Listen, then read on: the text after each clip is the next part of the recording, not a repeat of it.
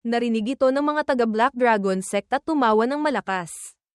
Ha! Sa pamamagitan lamang ng 2 Grand Martial Masters at 2 Martial Masters. Gusto nyo pang patayin kaming lahat na 7 Grand Martial Masters at 1 Martial Ancestor. Nakakatawa, nakakatawa, sugod. Narinig ang utos. Nagsimula ng kumilos ang mga taga-Black Dragon Sect. Yin Yang Tu Chi Pam. Agad umatake si Yu Chen Chen. Senior brother. Mabilis ding gumamit ng Yuan Chi si Hozier. Ginamit ang 8 trigrams sword art. Umatake sa 2 sumusugod. TSK. Hindi nga may kakaila na sila'y mga disipulo ng Yin Yang Sect. Parehong Grand Martial Masters. Lumalaban ng isa laban sa 2 nang hindi natitinag. Sayang lang, nakita ninyo ang hindi dapat makita. Kaya ngayon, kailangan ninyong mamatay. Huwag nyo na akong labanan. Huwag na. Mas mataas ang realm mo kaysa sa akin. Hindi mo ba ako pwedeng pagbigyan? Ha. Yung batang iyon na nasa Martial Master Realm. Binubugbog na hanggang mapayakap sa ulo na parang daga. Hindi rin nakapagtataka. Sa huli, napakalaki ng agwat sa pagitan ng Martial Master at Grand Martial Master. Hindi ito kayang punan ng talento lamang. Tingnan natin yung mayabang na batang iyon. Ano na kayang realm niya? Malamang pinatay na. Nagulat ang lalaking tumingin. May mali. Ang mga tauhan niya, tinangay palayo. Bumagsak mismo sa harap niya. Ang isa naman, hinawakan ni Yeming sa leeg at itinaas. Yung natangay palayo ay sumusuka ng dugo. Elder, tulungan mo ako.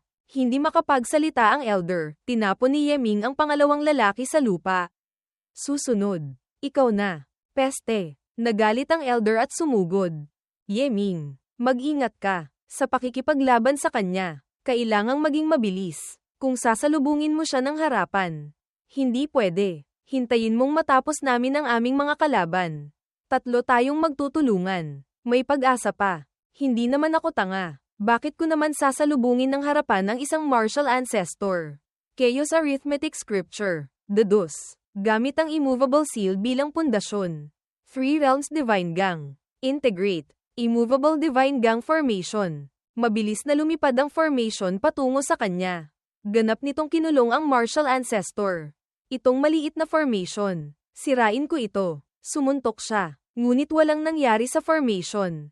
Ang tigas. Hindi maganda. Kailangang masira agad ang formation. Kapag dumating ang tulong niya. Tapos na tayo. Mabilis na sinubukan ng Martial Ancestor na sirain ito. Sirain mo na. Ngunit wala pa ring nangyari. Yeming. Senior brother Yeming. Kuya Yeming. Kung may libre kang oras, tulungan mo naman ako. Hayop ka na babae. Mahilig tumakbo. Tingnan natin mamaya, kapag pinaglalaroan ka na ni Lolo. Kung may lakas ka pang tumalon. Habang tumatawa siya, isang kamao ang lumipad patungo sa kanya.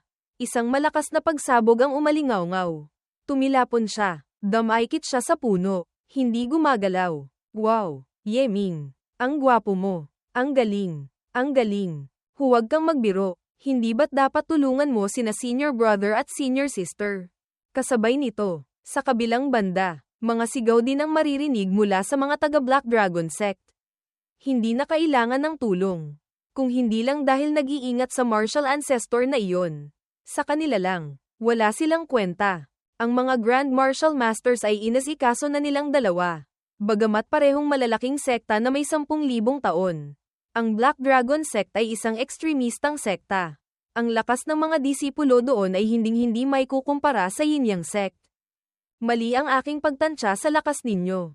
Si Senior Sister Yu at ako ay matagal nang magkakilala. Ngunit si Senior Brother na ito, hindi ko alam kung paano kita dapat tawagin. Ako si Shihan, Junior Brother Ye, gamit ang Martial Ancestor Realm. Madali mong natalo ang isang Grand Martial Master. Talagang kaiyahiya ako kumpara sa iyo. Sa sandaling iyon, isang malakas na pagsabog ang umalingaw-ngaw. Nakawala na ang Martial Ancestor mula sa pagkakakulong sa formation. Magaling. Ang ganda ng laban ninyo. Hindi maganda. Nakasira siya sa formation. Tapos na. Siya ay isang Martial Ancestor. Kung gagamitin niya ang lahat ng lakas niya, hindi natin siya kakayanin. Ang bilis natin ay hindi kasing bilis niya. Ang pagtakas ay haantong sa isang atake agad. Kailangan nating lumaban ng patayan. Hindi ko inaasahan. Nang ahas pa kayong lumaban. Interesante. Susunod. Ipapakita ko sa inyo kung gaano kaangal na desisyon ang kalabanin ng isang martial ancestor. Hawak ang martilyo. Hinampes niya pababa. Isang malaking atake ang lumipad patungo kina Shihan at Yu Chen. Huminto ang kanyang atake. Naging isang dragon. Ginamit ni Shihan at Yu Chen ang yin-yang protection. Diretso itong tumama sa proteksyon nilang dalawa. Nagdulot ng mga bitak. Tapos na. Masyadong malaki ang agwat. Malapit nang hindi makayanin. Ganap nang nabasag ang proteksyon. Tumalsik silang dalawa dahil sa backlash. Sa mukha ng dugo, kahit magsanib puwersa pa kami. Sa harap ng isang martial ancestor. Wala kaming lakas para lumaban. Tapos na ang lahat. Sabi ni Yeming, sa tingin ko. Hindi pa tapos. Pinagdikit ni Yeming ang kanyang mga palad. Ginamit ang immovable seal. Isang imahe ng Buddha seal ang lumitaw. Hinaranggan ng atake mula sa dragon ng martial ancestor. Ay ito. Anong martial technique ito? Hindi ko inaasahan. Naharangan nito ang buong lakas na atake ng isang martial ancestor. Hindi ko maramdaman ang anumang paggalaw ng Yuan Qi, Gang Qi, o spiritual energy. Ang ganitong antas ng martial technique, kahit marinig ko lang. Hindi pa nangyayari. Napakalakas. Sa huli, masyadong malaki ang agwat ng realm. Kahit na ang immovable seal ay nagkalat ng 7 bahagi ng atake. Ang natitirang bahagi, kung sasalubungin, ay napakahirap pa rin. Mabuti na lang. Ang ilusyong Black Dragon na ito ay nahadlangan na ng yin-yang shield. Nabawasan na ng isang bahagi kanina. Kailangan ko lang magtiis ng kaunti pa. At matatapos ko na ito. Makalipas ang ilang sandali, ganap nang nawalan ng bisa ni Yeming ang dragon mula sa kanya. Napakagaling ng batang ito. Nasa martial master realm pa lang. May ganito ng lakas. Kung hahayaan kang lumaki, tiyak na magiging kahanga-hanga ka. Yumapak siya at sumugod. Ngayon, kailangan mong mamatay. Gusto mo akong patayin. Marami na. Hindi ka pa kasama sa pila. 5th grade killing array. Ang killing array ay tumama sa martilyo sa kamay ng martial ancestor. Lintik. Formation na naman. Bata, kung magaling ka, tanggalin mo ang formation at labanan mo ako ng harapan. Anong silbi ng pagtayo sa labas ng formation? Isang martial ancestor na tulad mo. Paulit-ulit na gustong makipaglaban ng harapan sa isang martial master na tulad ko. Anong galing doon? Tanga lang ang lalaban sa iyo. Ngayon, papatayin ko ang isang martial ancestor. Ipaghihiganti ko ang mga kaluluwang pinatay ninyo. Divine Gang Manifestation. Hand Seal. Instant Shadow. Giant Wave Finger. Killing Formation. Isang higanteng gintong kamay ang bumagsak sa kanyang ulunan. Sa sandaling iyon, mga sigaw ang maririnig. Lintek, papatayin kita. Papatayin kita. Pagkasabi noon, bumagsak na rin siya. Patay na. Tiningnan siya ng 3. Gulat na hindi makapagsalita. Isang martial master, pumatay ng isang martial ancestor. Bagamat umasa siya sa killing array ng isang beses. Hinding-hindi ito magagawa ng isang ordinaryong tao. Junior Brother Ye, ang 5th grade killing array na ito, tiyak na napakamahal. Hindi ba? Hindi naman kami mga taong walang utang na loob. Senior Brother, ang gastos na ito, babayaran namin. Nagpapakumbaba ka. Senior Brother, ang killing array na iyon ay ako mismo ang gumawa. Ang presyo ay hindi naman mataas. Hindi na kailangang bayaran. Sariling gawa. Senior Brother, may hindi ka alam. Si Junior Brother Ye ang nag-iisang disipulo ni Elder Yi. Ang kanyang antas sa array formation ay napakataas. Tama. Masyadong kulang ang impormasyong alam ni Senior Brother. Kaya pala, ang lakas ni Elder Yi ay ganoon katindi. Nasa martial saint realm pero nakapatay ng martial god. Ang disipulo ng ganoong matandang tao, syempre hindi pangkaraniwan. Ang Black Dragon Sect ay may marami pang tao sa malapit. Mas mabuting pang umalis na tayo agad para maiwasang makaharap pa sila. Sige, agad na umalis ang 4 mula sa lugar na iyon. Oo nga pala, Senior Sister, ang mga taga Black Dragon Sect na pumapatay ng mga bata. Ano ba talaga ang kanilang iniaalay? Narinig lang namin hanggang doon, tapos napalibutan na kami. Hindi na namin alam ang eksaktong sitwasyon.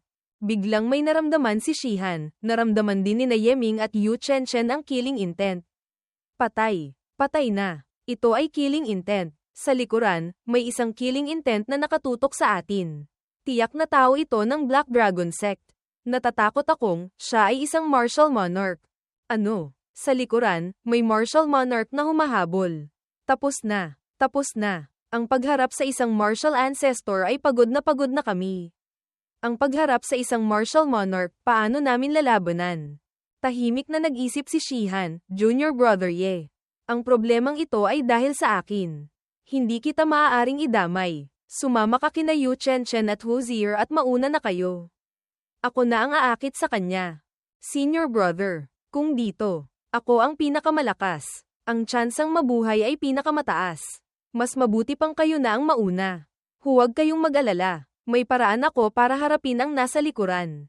Ang pagharap sa ganyang kalakas na kaaway, ang pag-iwan sa likuran ay tiyak na pinakamapanganib. Kung kusang loob si Shihan, mas maganda pa. Ang bagay na ito, bilisan nyo na. Kung magpapatumpik-tumpik pa tayo, walang mabubuhay sa atin. Maniwala kayo sa akin. Magkikita pa tayo ulit. Ye Ming, kailangan mong mag-ingat ng husto. Hihintayin ka namin sa Yin-Yang Sect. Tanong ni Ye Ming kay Bei Ming, Master. Ano ang susunod na plano? Sagot ni Bei Ming, maraming paraan. Kung hindi maganda ang sitwasyon, ilabas mo ang pagkatao ni Master Yi. Siyempre, iyon ay sa sitwasyong wala ng ibang paraan. Sa huli, para harapin ang isang martial monarch, masyadong nasasayang.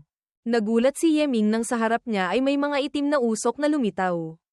Isang anino ang dahan-daang nagpakita. Ikaw ang pumatay sa mga tao ng aking Black Dragon Sect. Ako nga ang pumatay. Ang inyong Black Dragon Sect.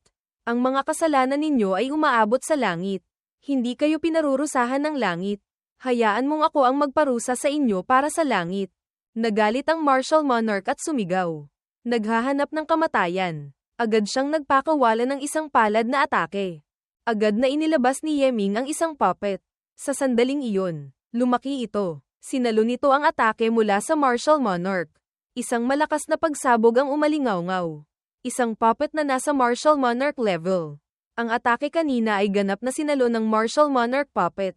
Sa sandaling ito, bumukas ang bibig ng puppet. Hinigop si Ye Ming papasok sa tiyan nito. Pagkatapos ay sumisid diretso sa ilalim ng lupa. Nakita ito ng martial monarch ng Black Dragon Sect. Nagalit, at nagngalit ang ngipin. Katawan na nakatago sa loob ng puppet. Pagkatapos ay ginamit ang puppet bilang panangga para tumakas. Napakarami ko ng hinabol. Ngunit ito ang unang pagkakataon na nakakita ako ng ganitong paraan ng pagtakas.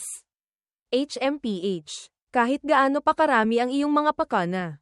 Ano naman? Hindi ka makakatakas. Hinabol niya si Ye Ming mula sa likuran. Ang puppet ay patuloy na naghuhukay ng lupa. Pasulong. Bei Ming. Nakahabol na ba ang taong iyon? Habulin ng walang tigil. Ang kanyang cultivation ay napakalakas. Bagamat hindi siya mahusay sa Earth Escape, gamit lamang ang puppet, mahirap siyang matakasin. Kung gayon, dagdagan pa natin ng isang kasangkapan. Bumukas ang bibig ng puppet. Inilabas ni Ye Ming ang Earth Submarine sa labas. Agad itong lumaki. Sumakay ang puppet dito at lumipad palayo. Napatanga ang martial monarch. Nagtatanong sa isip. Sa isang iglap, naiwanan na siya. Ang bilis. Sa isang iglap, natakasan na ang martial monarch. Ito ba ang bilis ng Earth Submarine? Tama. Ang martial monarch level puppet ay kayang palabasin ang buong lakas ng Earth Submarine. Kung si Master mismo ang magkokontrol, malamang mas mabagal pa. Lintik, hindi ko inaasahan. Mayroon siyang Earth Escape Martial Tool. Isang hamak na Martial Master. Paanong nagkaroon ng ganito karaming kayamanan? Huwag kang tatakas. Earth Escape Talisman. Pagkagamit ng martial monarch ng talisman, bumilis siya at humabol ng malapit. Master, yung martial monarch na iyon. Gumamit ng Earth Escape Talisman. Malapit na niya tayong maabutin. Ang uri ng Earth Escape Talisman na mabibili lang ng pera. Akala mo ako wala. Naglabas si Ye Ming ng talisman. Idinikit niya ito sa noo ng puppet. Agad na gumana ang talisman. Bumilis at lumipad palayo. Lintik. Isang Earth Escape Talisman ay nagkakahalaga ng 30.000 Martial Ancestor Coins. Hindi ko inaasahan. Pati ang batang iyon ay mayroon. Hindi kaya, siya ay Crown Prince ng kung anong pamilya. Tunay ngang kakaiba. Sige na nga, Hindi ako naniniwalang hindi kita mahahabol. Nagdikit pa ng dalawang talisman ang Martial Monarch sa kanyang mga paa. Bumilis at humabol kay Yeming. Nagdagdag na naman siya ng isang Earth Escape Talisman. Mas bumilis siya ng husto. Malapit na niyang maabyutin. Labanan sa yaman. Kailanman ay hindi ako natakot. Naglabas si Yeming ng 10 talisman. Idinikit ng puppet ang mga ito sa paligid ng Earth Submarine. Kahit pagdidikit ng talisman, hindi dapat ganyan. Ang Earth Escape Talisman, hindi ba kailangang bilhin? Hindi ko inaasahan. Idinikit niya sa buong katawan ng barko. Sa sandaling ito, sa paligid ng barko ay may isang layer ng gintong yuan chi. Agad itong bumilis. Iniwanan ng malayo ang Martial Monarch. Napahinto siya. Nagdilim ang mukha. Lintik. Lintik talaga. Bakit may ganito kakaibang bata? Kapag nagkita ulit tayo, tiyak na gagawin kong mas masahol pa sa kamatayan ang buhay mo. Sa sandaling ito, si Yeming ay patuloy pa ring sumusulong. Hindi ko maitatanggi. Ang pera ay talagang isang magandang bagay. Hindi ko inaasahan. Natulungan akong makatakas mula sa kamay ng Martial Monarch sa ilalim ng lupa. Sa hinaharap, maghahanda pa ako ng ilang puppets at Earth Escape Talismans. Ang pagpapanatili ng buhay. Hindi na kailangang mag-alala. Sa sandaling ito, isang malakas na bang ang umalingaw-ngaw. Anong nangyari? Mukhang may nabangga tayong bagay. Sa labas, ang Earth Submarine ay huminto sa harap ng kung anong bagay. Bumukas ang bibig ng puppet. Gumapang palabas si Yeming para obserbahan. Ang bagay na ito, mukhang isang uri ng restriction barrier.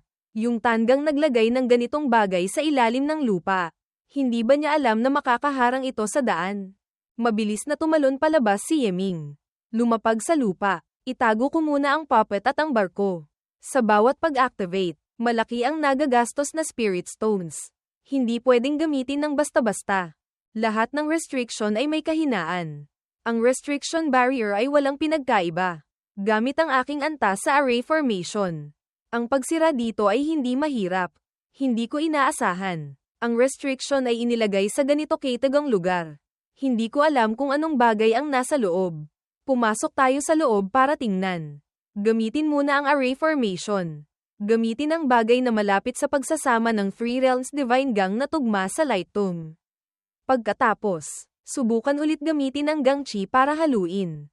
Ang kamay ni Yeming ay dahan-daang tumatagos. Tagumpay. Mas madali kaysa inaasahan. Pumasok si Yeming para tingnan kung ano ang nasa loob. Sa sandaling ito, si Yeming ay naglalakad sa isang daanan. Sa likod ng Light Tomb ay isang daanan na gawa sa bato. Walang espesyal. Hindi ko alam kung saan patungo ang daanang ito. Habang naglalakad si Yeming, may nabangga siyang bagay. Isa na namang layer ng restriction barrier. Mukhang mas komplikado kaysa sa nauna ng kaunti. Tiyak na masisira ko ito. Lumipas ang oras. Sunod-sunod na nasira ang 5 layer ng restriction barriers. Sa wakas, nakarating na sa dulo ng daanan. Ano ba talagang sikreto ang nakatago rito na ginawa pang ganito kamisteryoso? Nagulat si Yeming sa nakita. Sa ibaba, may isang grupo ng mga taong nakaitim na nagbubuhos ng kung anong pulang bagay sa isang imbakan.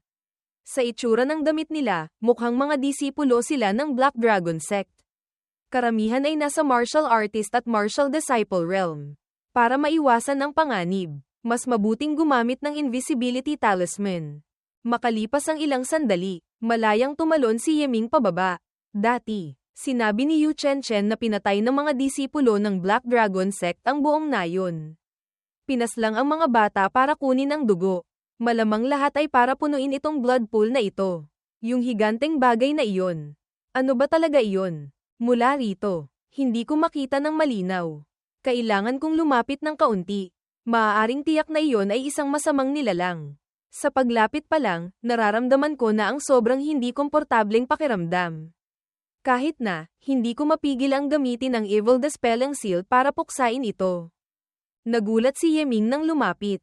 Isang higanteng sanggol na may 2 sungay sa ulo. Ano ba talagang demonyong bagay ito?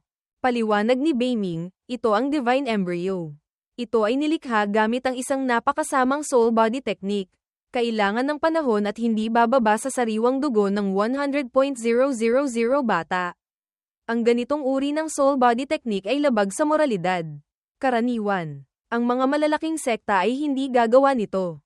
Ang Black Dragon Sect, tunay ngang walang konsensya. Sayang, hindi sapat ang aking lakas. Kung hindi, tiyak na papatagin ko sila. Ano ba talaga ang pakinabang ng Divine Embryo? Ang Divine Embryo ay tumatanggap ng kaluluwa ng Diyos. Ang Diyos ng Black Dragon Sect ay ang Black Dragon God. Ang paglikha nila ng Divine Embryo, natatakot akong gusto nilang gamitin ang Divine Embryo bilang isang katawan, avatar. Pagkatapos ay tanggapin ang pagbaba ng Black Dragon God. Ang Divine Embryo sa harap natin ay hindi pa ganap na lumalaki. Malayo pa sa oras ng pagtanggap sa Diyos. HMPH. Paanong hahayaan ang ganitong masamang nilalang na manatili? Ngayon, tiyak na sisirain ko ito. Sa sandaling iyon, isang boses ang umalingaw-ngaw. Nagpahinto kay Yeming, agawin ang embryo. Gantimpala, 1 bilyong merit points. Yeming, hayaan mong turuan kita kung paano dapat agawin ang Divine Embryo na ito. Agawin. Bakit kailangang agawin? Ang Divine Embryo na ito ay ginamitan ng sariwang dugo ng 100.000 inosenteng bata para alagaan. Kailangan nyo ito. Ano ang silbi? Wala ako sa katawan ng Diyos.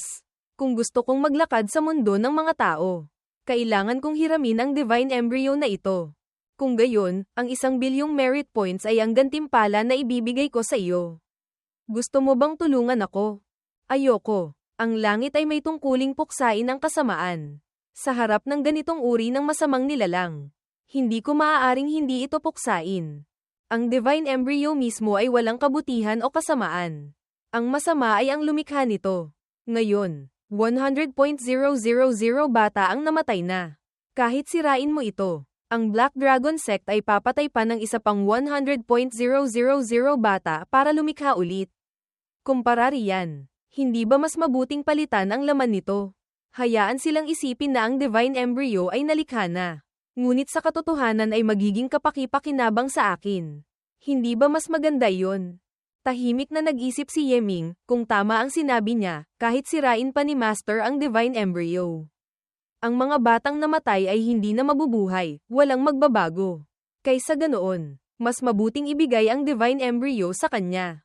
Kumita ng 1 bilyong merit points, na magiging kapaki-pakinabang sa hinaharap. Tanging kapag si Master ay sapat ng malakas, sa kanya mapapatag ang Black Dragon Sect mula sa ugat. Malulutas ang lahat. Sige. Maaari kitang tulungan. Ngunit, sa 1 bilyong merit points lang. Gusto mo na akong kumilos. Noong nakaraan, para tulungan mo ako sa pagpapalit ng Spirit Root, humingi ka pa sa akin ng 100 milyong Martial Ancestor Coins bilang bayad sa pagod. Sige na nga, kung kailangan mo ng pera, maaari kitang bigyan ng 300 milyong Martial Ancestor Coins. Ano sa tingin mo? 300 milyong Martial Ancestor Coins. Kung gayon, katumbas ito ng 450 milyong merit points. Bakit bigla kang naging mapagbigay? Sabi ni Wu Jiang, tingnan mo ang iyong mukha. Siguradong naghihinala ka. Sabihin ko na sa iyo ang dahilan. Ayos lang. Ang merit points, para sa akin, ay mas mababa ang halaga kaysa sa pera at kayamanan. Ako, bilang isang God Attendant, kahit gumamit ng 300 milyong Martial Ancestor Coins, hindi ko mapapalitan ng 1 bilyong merit points. Kung gayon, magkano ang mapapalitan? Malamang, 500 milyong merit points, at saka, 500 milyon ang hangganan. Hindi na mapapalitan ng mas marami pa. Bilang mga Diyos, kami ay may sapat na oras at mga mananampalataya para makaipon ng yaman. Ang pera, kailanman ay hindi naging problema. Sige na nga, maaari kitang tulungan. Susunod. Ano ang kailangan kong gawin? Kailangan mo lang lumapit sa Divine Embryo. Ipasok ang hibla ng Divine Sense na ito sa loob ng Divine Embryo. Iyon lang. Ganoon lang ka-simple. Bakit hindi mo na lang gawin mismo? Wala akong pisikal na katawan. Kung gusto kong makialam sa Divine Embryo, kailangan ko ng tulong mo. Sa madaling salita, gagawin mo ba o hindi? Sa huli, alam ko naman ang lokasyon ng Divine Embryo. Pinakamasama. Humanap na lang ako ng ibang tutulong. Sige, gagawin ko. Dahan-daang lumapit si Yeming sa Divine Embryo, habang lumalapit. Ang pakiramdam ng sobrang hindi komportable ay lalong tumitindi. Kahit na, medyo nasusuka pa. Gusto ko na talagang sirain ang bagay na ito. Mabuti na lang. Ang mga disipulo ng Black Dragon Sect dito ay hindi mataas ang realm. Gamit lamang ang Invisibility Talisman. Kayang itago ang lahat, malamang. Iniisip ng mga matataas na opisyal ng Black Dragon Sect na sapat ng lihim ang lugar na ito. At may restriction barrier pang proteksyon. Kaya tiwala silang hindi ito matutuklasan. Si Yeming ay nag-aalala pa ring tumitingin sa likuran. Hindi ko na maasikaso pa ang marami. Sa madaling salita, kailangan ko munang kumilos. Dahan-daang ipinasok ni Yeming ang hibla ng Divine Sense sa loob ng Divine Embryo. Malaking tagumpay. Escape. Agad na umalis si Yeming sa lugar na iyon. Lumipas ang oras. Ang Divine Embryo ay dahan-daang gumagalaw. Mas bumilis pa ang paghigop nito ng dugo mula sa pool. Bigla nitong idinilat ang dalawang pulang-pulang mata. Lumipat ang eksena sa Yin-Yang Sect. Beiming. Ano ang ibig sabihin ni Wu Jiang sa Outworld God Spirit? Master, may mga Diyos na hindi kabilang sa Tianyuan Continent. Ngunit kung bigla silang darating, magdudulot ito ng karma fire na susunog sa katawan, na maaaring magpababa sa kanila. Para maiwasan ang karma fire, pipili ang mga Diyos ng isang katawan sa Tianyuan Continent para gawing kanilang avatar. Dala ang kanilang kalooban, magiging isang Diyos na naglalakad sa mundo ng mga tao. Kung ganoon, lahat ba ng Diyos ay hindi maaaring bumaba sa mundo ng mga tao? Hindi rin naman. May mga Diyos na sapat ang lakas para hindi matakot sa karma fire. O maaaring kakaunti ang kanilang karma kaya ang karma fire ay napakahina. Hindi makakapinsala sa kanilang divine body. At saka, kahit hindi kabilang sa dalawang uri na iyon, ang ibang mga Diyos ay may marami ring paraan para ligtas na bumaba sa mundo ng mga tao. Mukhang ang mga Diyos ay hindi rin basta-basta makakababa sa mundo ng mga tao. Kung ganoon, ang pagkakaiba ng Martial God at ng God Spirit ay napakalaki pala. Ang God Spirit at Martial God ay ganap na dalawang magkaibang anyo ng buhay. Ang Martial God ay ipinanganak mula sa Daowen Civilization. Sa kasalukuyan ay umiiral lamang sa Tianyuan Continent. Nagpapakita ng rurok na realm ng Martial Dao. Samantalang ang mga God Spirits ay kalat sa buong mundo. Mas tumpak sabihin, ang mga God Spirits ay hindi na itinuturing na tao. Hindi bababasa. Ang mga Martial Gods ay tao pa rin. Kung gayon, sa itaas pa ng mga God Spirits, mayroon pa bang mas mataas na pag-iral? Idinidiin ni Beiming, ang God Spirit ay hindi isang realm, kundi isang uri ng anyo ng buhay. Tulad ng tao na isang anyo ng buhay. Ang demonic beasts ay isa ring uri ng anyo ng buhay. Ang mga tao ay nahahati sa mahina at malakas. Sa pagitan ng mga God Spirits ay mayroon ding malakas at mahina. Sa Tianyuan Continent, ang malakas sa mga tao ay ang Martial God. At sa labas ng kontinente, ang malakas sa mundo ng mga Diyos, marahil ay God King. O maaaring God Emperor. Sa pakikinig sa iyo, ang mga God Spirits ay parang isang lahi rin. Ano? Hindi rin naman ganap. Ang mga tao ng anumang lahi ay maaaring maging God Spirit. Kaya hindi ito maaaring ituring na isang lahi. Ang Diyos at Buddha ay magkatulad. Sa Buddhist civilization, mayroong arhats, bodhisattvas, Buddhas. Ang mga demonyo ay maaaring maging Buddha. Ikaw ay maaaring maging Buddha. Ang mga multo ay maaaring maging Buddha. Ganoon din iyon. Hindi isang lahi, mas lalong nakakalito. Sige na nga, sa huli. Malayo pa naman ito sa akin. Hindi ko naiisipin pa ang mga bagay na iyon. Junior brother, mabuti naman at ayos ka lang. Haha, sabi ko na nga ba. Si Yeming ay napakagaling. Tiyak na walang mangyayari sa kanya. Hindi mo tinakasan ang iyong salita. Swerte lang talaga. Yeming, paano ka ba talaga nakatakas? Iyon ay isang martial monarch. Wala naman iyon. Nagkataon lang na mayroon akong isang martial monarch level puppet sa aking kamay para protektahan ang sarili. Ang pagtakas ay hindi naman masyadong mahirap. Martial monarch level puppet. Ang galing. Napakamahal na kayamanan iyon. Huhuho. Ang taong ito, malakas na, mayaman pa. Hahayaan pa ba kaming mabuhay? Ang mga pamamaraan ni Junior Brother ay hindi mababa. Ang lakas pa ay nalampasan na kami. Hindi ko alam kung interesado kang sumama sa Two Forms Heaven para tingnan kung may swerte. Two Forms Heaven. Yung maliit na mundo na sinakop ng Insect Emperor. Tama. Hindi ko alam kung makakahanap tayo ng kakaibang kayamanan doon. Ang paghahanap lang ng demon insect eggs ay sapat na para yumaman. Isang level 1 egg ay maaaring ipagpalit sa isang martial ancestor coin. Level 2 ay 10 martial ancestor coins. Level 3 ay 100 martial ancestor coins. Kung maswerte at makahanap ng level 9 demon insect egg, ang isang piraso ay nagkakahalaga ng milyon-milyong martial ancestor coins. Beiming, dati sinabi mong tuturuan mo ako ng insect control art. Ang paghahanap ng malaking kita sa Two Forms Heaven. Hindi kaya ang tinutukoy mo ay ang demon insect eggs? Umiling-iling si Beiming, hindi naman ganap. Ang pagpapalit ng insect eggs para sa pera ay ang pinakamababang paraan. Kung magiging maayos ang takbo ng mga pangyayari, nais ni Beiming na kunin ni Master ang buong Two Forms Heaven. Interesante. Kung magagawa ko iyon, magkakaroon ako ng isang maliit na mundo na pag-aari ko. Mukhang itong Two Forms Heaven, kailangan ko talagang puntahan. Kailan tayo aalis? Sa pagkakaroon ni Junior Brother, tiyak na malaki ang maitutulong nito. Pagkatapos ng 5 araw, magbubukas ang Two Forms Heaven. Pagdating ng oras na iyon, papasok tayo sa loob para tingnan. Sa pagkakaroon ni Yeming, tiyak na malaki ang mapapala sa biyaheng ito. Baka makahanap pa tayo ng treasure rat. Senior Sister, Junior Brother. Nailigtas na si Sister. Mabilis na lumapit si Yu Chen, paumanhin. Hindi ako makakasama sa pagpunta sa Two Forms Heaven sa pagkakataong ito. Naway maging maayos ang inyong paglalakbay.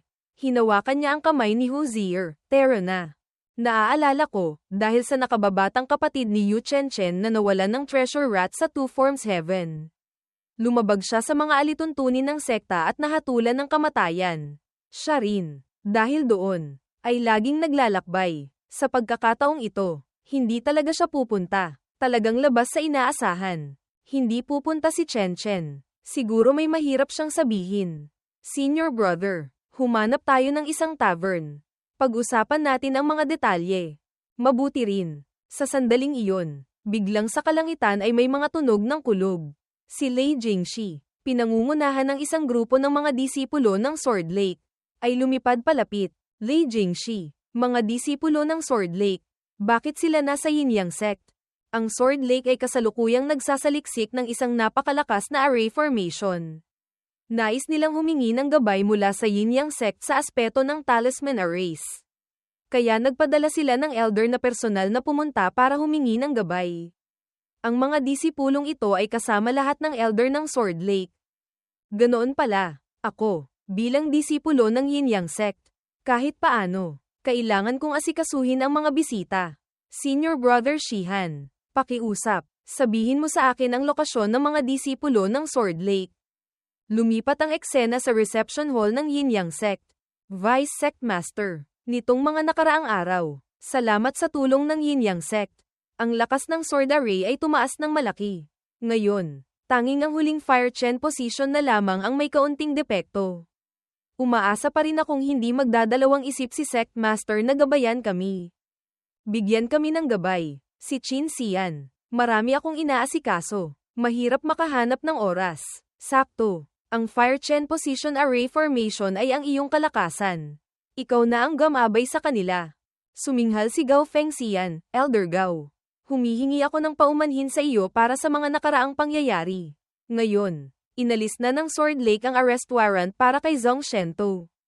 Umaasa pa rin akong hindi naiisipin pa ni Elder ang nakaraan, gabayan mo kami. Lintik, ayoko talagang asikasuhin ang mga walang hiyang taga Sword Lake na ito. Ngunit pumayag na ang Sect Master. Kung hindi ako susunod, hindi ko siya binibigyan ng respeto. Hay, nakakainis talaga. Sa sandaling iyon, biglang may sumugod papasok, sumisigaw. Hindi maganda, hindi maganda. Elder Lei, ang mga kapatid, nakipag-away sa mga disipulo ng Yin-Yang sect. Anong nangyari? Kanina, si Senior Brother Zhao Ding ay dumaan sa Bamboo Forest. Nakita niya ang isang Martial Master Realm Disciple ng Yin-Yang sect na nagsasanay ng espada. Saglit na nanggati ang kamay kaya gusto niyang makipagpalitan ng kaalaman sa kabilang panig. Ang resulta, nabugbog siya. Tayong mga martial artists, ang manggati ang kamay at makipagpalitan ng kaalaman ay normal na bagay. Ang manalo o matalo ay karaniwan din. Natalo kung natalo. Anong kailangang ikagulat? Ang problema ay, hindi man lang gumamit ng espada ang kabilang panig. Gumamit lamang ng isang sanga ng puno, natalo na si Zhao Ding gamit ang sword technique. Gumamit lang ng sanga ng puno. Hindi ko inaasahan. Ang Yin Yang sect ay may ganito palang henyo sa sword technique. Pagkatapos, anong nangyari? Pagkatapos, nagalit ang ilang senior brothers. Gustong bawiin ang dangal para sa ating sword lake. Sabay-sabay silang humamon. Lahat sila ay natalo ng kabilang panig gamit ang sanga ng puno. Kahit na, binugbog sila hanggang sa hindi na manggahas na humawak ng espada. Ang mga disipulo ng Sword Lake ay mahusay sa sword techniques. Tapos binugbog hanggang sa hindi na manggahas humawak ng espada. Ang kalaban ay gumamit pa ng sanga ng puno. Nakakahiya. Ito ay tunay ngang isang kahihiyan para sa Sword Lake. Hindi ko lang alam kung sino ang disipulong iyon ng Yin Yang sect. Sa aking pagkakaalala, sa sekta ay walang ganoong kalakas na disipulo. Mga walang hiyang nagpapahiya sa iba. Bakit ko ba dinala ang mga hanggal na ito rito? Pagkatapos, anong nangyari? Pagkatapos, nagsalita siya ng mayabang. Sinabing ang sword techniques ng Sword Lake ay pawang basura. Ang tatlong senior brothers na nasa Grand Martial Master Realm, sina Zhao Hu, ay nagalit. Sabay-sabay silang lumaban sa kanya. Nag-aalala akong lumaki pa ang gulo kaya pumunta ako para hanapin si Elder. Malakas niyang hinampas ang mesa. Grand Martial Master na lumalaban sa Martial Master. Ang kalaban ay gumagamit pa ng sanga ng puno bilang espada. Kung mangyayari ito, manalo man o matalo, saan pa ilalagay ang dangal ng Sword Lake sa hinaharap? Nasaan sila? Pupunta ako ngayon din. Nasa Bamboo Forest pa. Natatakot akong, sa sandaling ito, nagsimula ng mag-away. Alam mo ba ang pangalan ng disipulong iyon ng ating sekta? Mukhang, ang pangalan ay Yeming. Yeming. Narinig ito ni Lei Jingxi at nagulat. Patay. Sino pa ang hindi dapat kalabanin? Bakit yung batang iyon pa? Ngayong nakapag-breakthrough na siya sa Martial Master. Gamit ang kanyang husay sa sword technique, kahit isang Grand Martial Master ay hindi tiyak na kalaban niya. Mas mataas ng isang realm ang kalaban. Tapos natalo pa. Kung kakalat ito, mawawala lahat ang dangal ng Sword Lake. Agad siyang umalis doon. Nagkatinginan lang sina Vice Sect Master at Gao Fengxian. Pagkatapos ay tumawa ng malakas. Sabi ko na nga ba? Sino ang ganoon kalakas? Yun pala, yung batang iyon. Nakapag-breakthrough na siya sa Martial Master. Si Yeming at ang Sword Lake ay maraming alitan. Tiyak na siya ang gumawa ng gulo. Hinikayat ang kalaban na mahulog sa bitag. Ginamit ang pagkakataong ito para hiyain ang Sword Lake. Sumunod ka kay Lei Jingxi. Tingnan mo. Sa sandaling ito, nakarating na si Lei Jingxi sa Bamboo Forest. Nagulat siya at napanganga. Ang ganitong kahihiyan, paano pa ako magpapraktis ng espada sa hinaharap?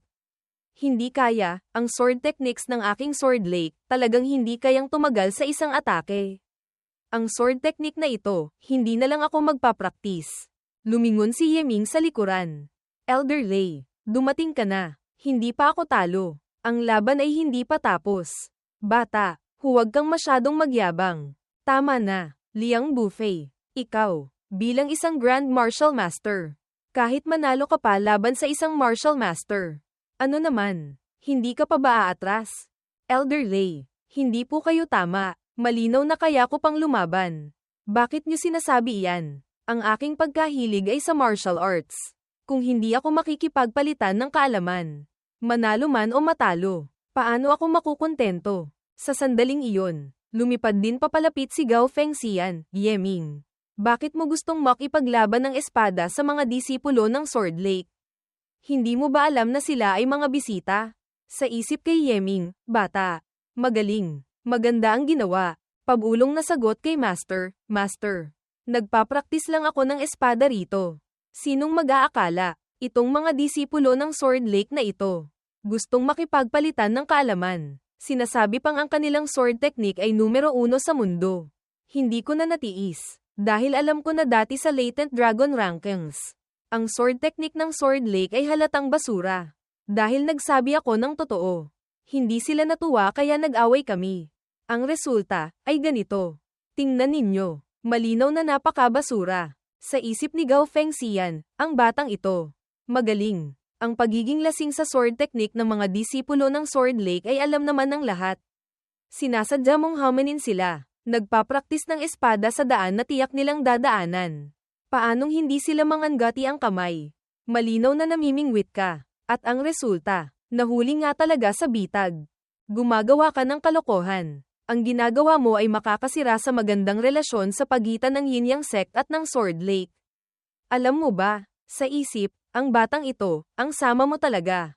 Gusto ko yan. Su Fu. Alam ko ang aking pagkakamali. Talunin ko lang ang huling kalaban na ito. Titigil na ako. Tinitiyak kong hindi maaapektuhan ang pagkakaibigan sa pagitan ng Yin Yang Sect at ng Sword Lake. Ngayon, kailangan kong ipaalam sa iyo ang galing ng sword technique ng Sword Lake. Mabilis na iniharang ni Lei Jingxi ang kanyang kamay. Liang Bufei, mas mataas ang realm mo kaysa sa kanya. Ang paglaban sa iyo ay hindi patas. Ang Sword Lake, kung gustong talunin ka, kailangang patas at marangal. Natatakot, siguro hindi nangangahas. Ano, sa huli, ang mga Grand Martial Masters ng iyong Sword Lake. Marami na akong natalo, hindi naman kulang ng isa pa. Bata, sa tingin mo ba talaga ay wala ng tao ang Sword Lake? Si Liang Bufei ay hindi gaanong magaling sa Sword Lake. Hindi siya kumakatawan sa Sword Lake. Kung may lakas ka ng loob, haminin mo ang numero 1 henyo ng aking Sword Lake. Numero 1 henyo. Ang tinutukoy ni Elder Lei, hindi kaya si Zuo Daohuang. Sa isip ni Shihan, tingnan mo ang itsura niya.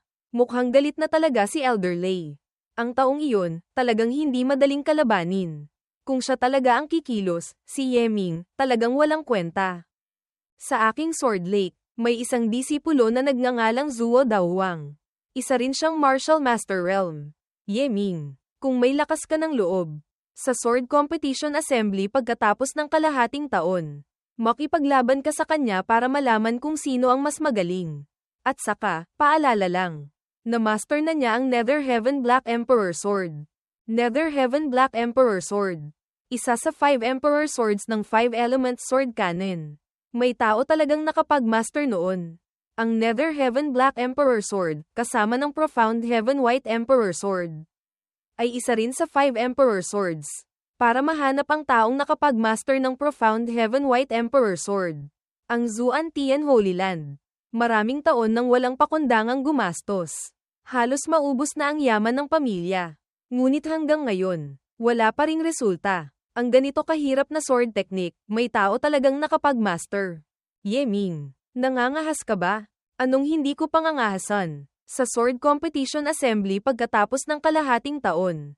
Si Yeming, tiyak na tatalunin ko ang Nether Heaven Black Emperor Sword. HMPH, sana sa oras na iyon. Hindi ka mataranta. Iyang si Zuo Daohuang ng Sword Lake, narinig ko na siya.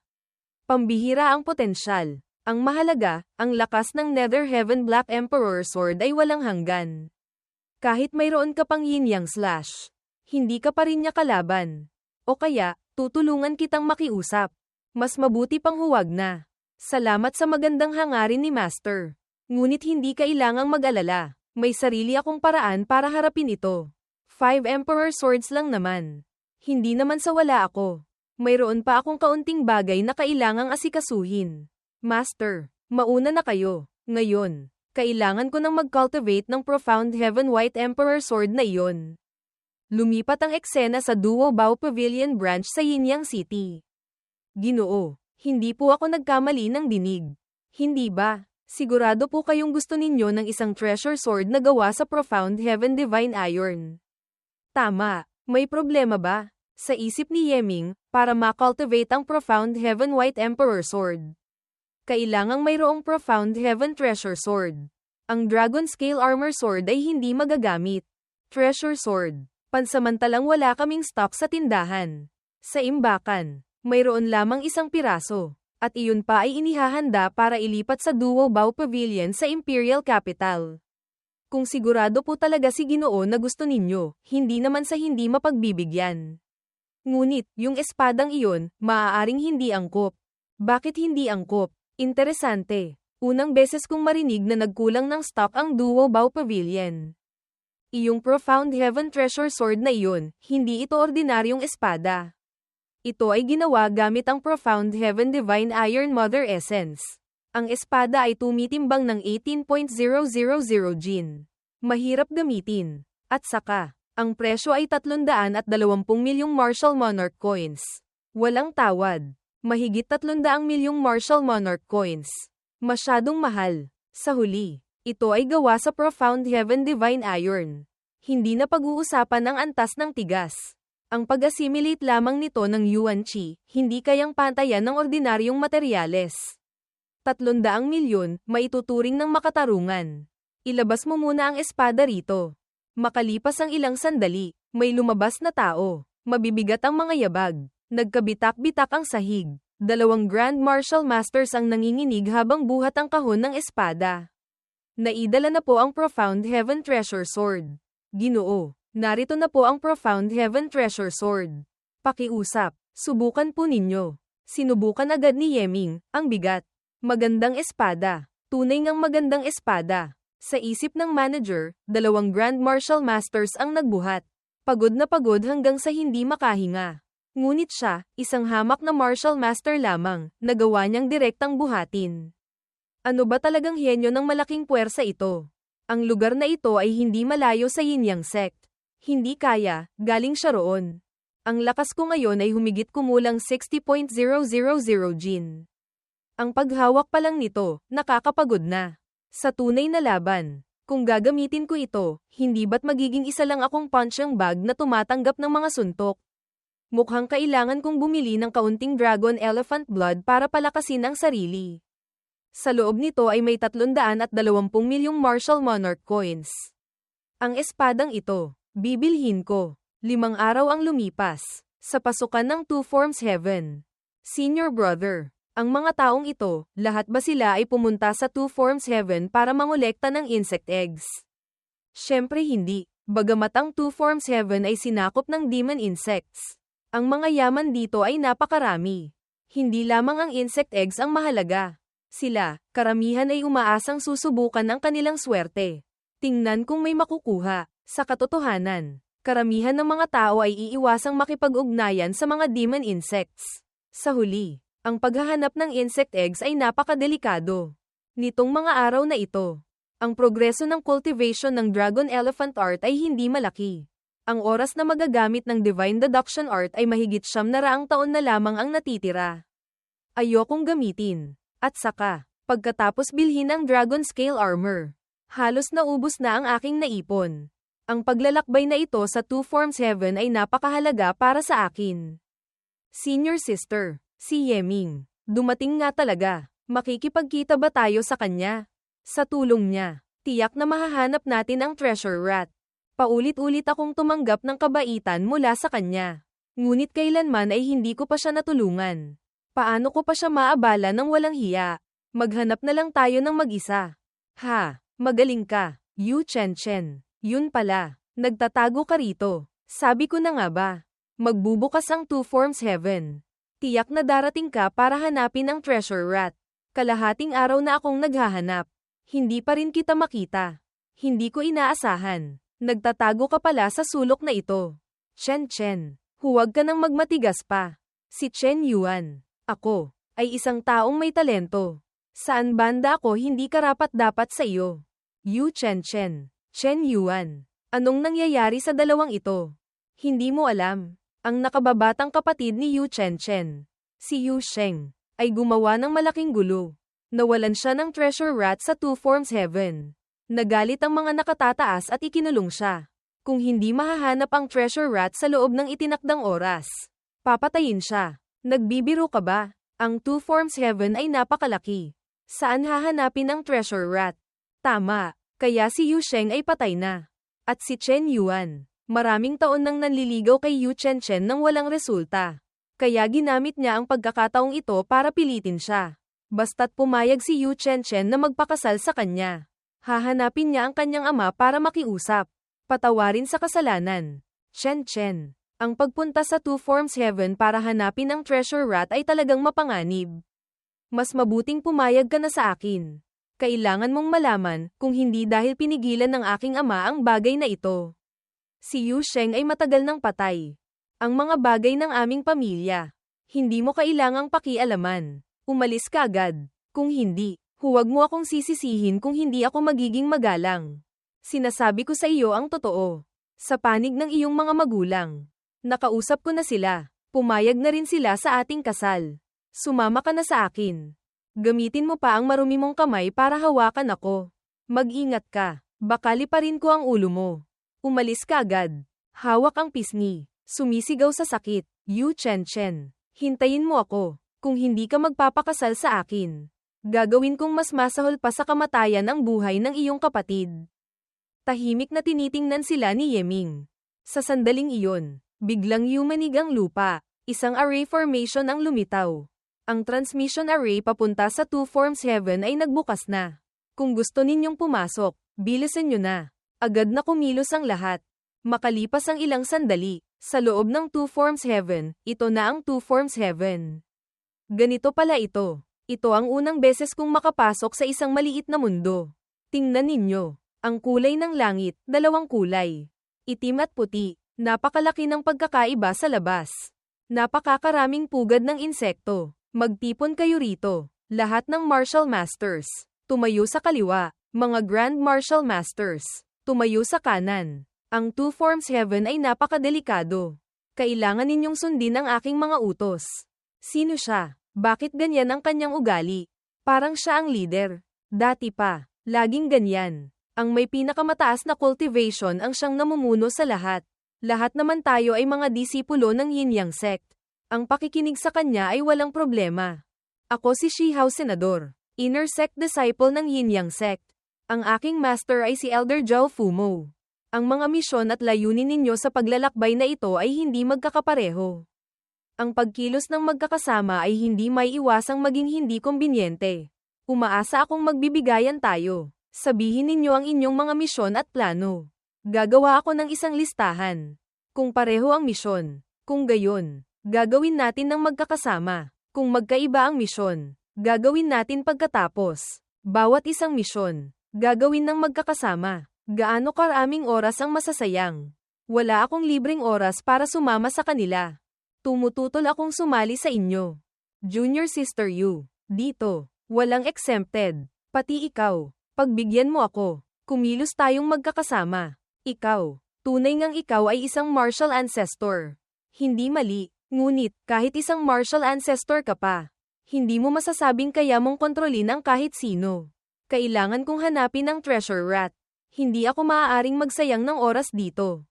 Dahan-daang lumapit si Shihao Senador, mukhang ayaw akong pagbigyan ni Junior Sister Yu. Sige, gusto mong kumilos ng mag-isa? Pwede. Basta't matatalo mo ako, kung anong gusto mong gawin. Walang mangingialam. Hindi pwede. Senior sister, mas mataas siya sa iyo ng isang realm. Tiyak na hindi mo siya matatalo. Ang treasure rat ay sadyang hindi madaling hanapin. Kung magsasayang pa ako ng maraming oras, tiyak na uuwi akong walang dala. Wala akong pagpipilian. Haha, kung gayon, magsimula na tayo. Isang hamak na Grand Martial Master lang. Sa loob ng 10 galaw. Madali kitang matatalo. Sa sandaling ito, ginamit ni Yeming ang instant step at lumapit. Hahaha, ikaw na naman na makapalang mukha. Pilitin ng isang Grand Martial Master na hamanin ng isang Martial Ancestor. Bakit hindi na lang Martial Master ang lumaban sa iyo? Sino ka? Yeming. Nangunguna sa Latent Dragon Rankings. Haha, hindi ito lugar para magingay ang mga Martial Masters. Gusto mong tumayo para sa kanya. Gamit ang iyo, bata ka pa. Yumapak si Yeming. Inactivate ang Divine Gang. Si Common Formation. Nakulong siya. Formation na naman. Hinawakan ni Yeming ang dalawang kamay ni Yu Chen Chen at hinayla palayo. Pagkatapos ay agad na lumipad palayo sa grupo. Sasama rin ako sa inyo. Yeming, huwag mo akong hahayaang makita ka ulit. Kung hindi, papatayin kita. Makalipas ang ilang sandali, ang grupo ni Yeming ay lumapag sa isang lugar sa Two Forms Heaven. Yeming, salamat. Ikaw na naman ang nagligtas sa akin. Ngunit, hindi ka dapat kumilos. Lahat tayo ay nasa iisang sekta. Sa hinaharap, tiyak naguguluhin ka ng kabilang panig. Kung gayon, tingnan natin ang kanyang mga pamamaraan. Martial Ancestor, hindi naman sa hindi pa ako nakakapatay. Junior Sister Yu, gusto mong hanapin ang treasure rat. Saan ka magsisimula, kung wala kang partikular na plano? Mas mabuting sumama ka na lang sa amin ni Shihan. Subukan ng swerte. Talagang walang detalyadong plano. Ayoko na sanang abalahin pa si Yeming. Ang resulta, nagkita pa rin ulit. Kami ni Hozier, sasama na lang kami sa inyo. Kung anong mangyari, saka na natin haharapin. Kung gayon, sige, susunod. Sasabihin ko ang aking plano. Sakto. Alam ko ang isang paraan para kontrolin ang mga maliliit na insekto. Maaari nating gamitin ito. Ang plano ay napakasimple. Hanapin muna natin ang lugar kung saan nagtitipon ng isang uri ng demon insect. Pagkatapos, kokontrolan ko sila gamit ang insect control art. Basta't magtagumpay, mararamdaman ko na ang impormasyon mula sa mga insektong iyon. Katumbas na rin iyon ng pagkakaroon ng napakaraming mata. Kahit ano pa ang hanapin natin, makakatipid tayo ng oras at lakas. Gawin natin ang ayon sa iyong plano. Kung maaari, pakiusap. Kung maginhawa, tulungan mo akong hanapin ang treasure rat. Chen, salamat muna rito. Kung makakahanap tayo ng kayamanan, bigyan mo rin ako ng isang bahagi ha. Lumipas ang oras. Pumasok ng mas malalim ang apat. Para mahanap ang treasure rat.